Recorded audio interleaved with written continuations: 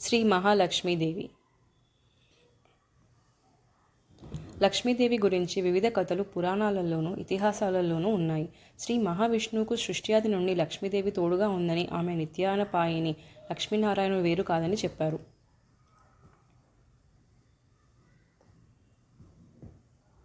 సృష్ట్యాదిలో దేవి సృష్టిని పాలించడానికి విష్ణువుకు తోడుగా ఉండమని లక్ష్మీదేవిని ప్రసాదించిన దేవి భాగవతంలో చెప్పారు.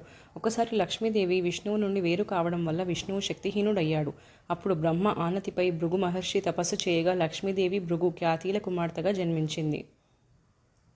ఆమెను భృగువు విష్ణువుకు ఇచ్చి పెండ్లి చేశాడు కనుక లక్ష్మీదేవిని భార్గవి అని కూడా అంటారు. తరువాత ఒకసారి దుర్వాసుని శాప కారణంగా లక్ష్మీదేవి వైకుంఠాన్ని వదిలి పాలసముద్రంలో నివసించింది. అమృతం పొందాలని దేవతలు, రాక్షసులు పాలసముద్రాన్ని, మందర పర్వతాన్ని కవ్వంగా చేసి వాసుకి కవ్వపు తాటిగా చేయడం ప్రారంభించారు. ఆ సమయంలో పాలసముద్రం నుండి కామధేనువు, ఐరావతం, కల్పవృక్షం మొదలైన వాటితో లక్ష్మీదేవి అవతరించింది. పాలసముద్రంలో నుండి పుట్టింది కనుక ఆమె సముద్ర రాజకుమార్తె అయ్యింది. ఆమెతో పాటే జన్మించిన చంద్రుడు లక్ష్మికి సోదరుడయ్యాడు. ధనాది దేవత అయిన ఈ దేవిని శ్రీ మహావిష్ణువు భార్యగా చేసుకున్నాడు. విష్ణువు శక్తికి, మాయకు కారణం లక్ష్మీదేవి తోడుండడమే అంటారు. భూదేవి కూడా లక్ష్మికి మరో అంశం అని చెబుతారు. దేవి మహత్యంలో మహాశక్తియే మహాలక్ష్మిగా చెప్పబడింది. ఆమెను అష్టభుజ మహాలక్ష్మిగా వర్ణించారు. విష్ణువు అవతారాలతో పాటు లక్ష్మీదేవి కూడా అవతరిస్తుందని చెప్పారు. రామావతారంలో సీతగా, కృష్ణావతారంలో రుక్మిణిగా, కలియుగంలో వెంకటేశ్వర స్వామికి అలివేలు మంగగా, విష్ణువుకు లక్ష్మీదేవిగా తోడై ఉంటుంది.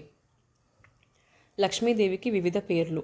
ఎక్కువగా లక్ష్మీదేవిని పలికే పేర్లలో కొన్ని: లక్ష్మి, శ్రీ, సిరి, భార్గవి, మాత, పలుకు తేనెల తల్లి, నిత్యానపాయిని, క్షీరసముద్ర రాజతనయ, పద్మ, పద్మాక్షి, పద్మాసన, కమల, పద్మప్రియ, రమ, ఇందిర. లక్ష్మీదేవి రూపధారణ.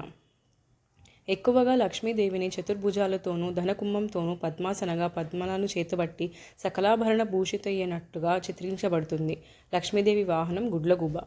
అష్టలక్ష్మిలు. లక్ష్మీదేవి వివిధ రూపాలలో అష్టలక్ష్ములు ప్రసిద్ధం. వారు ఆదిలక్ష్మి, ధైర్యలక్ష్మి, ధాన్యలక్ష్మి, గజలక్ష్మి, సంతానలక్ష్మి, విజయలక్ష్మి, విద్యాలక్ష్మి, ధనలక్ష్మి. ఒక్కొక్క రూపంలో ఒక్కొక్క ఫలితాన్ని ఇస్తుందని భక్తుల విశ్వాసం. అష్టలక్ష్ముల చిత్రం. ధన్యవాదములు. ఇలాంటి వాటి కోసం